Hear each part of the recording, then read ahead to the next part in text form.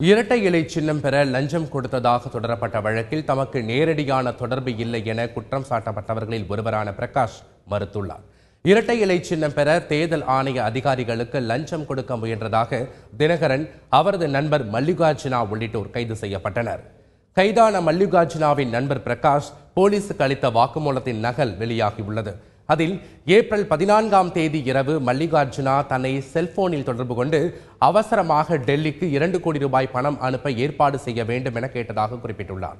மல்லிகார்ஜுனாவுக்கு பணம் கொடுப்பதற்காக தான் பலரிடம் தொலைபேசி மூலம் பேசியதாக பிரகாஷ் தெரிவித்துள்ளார்.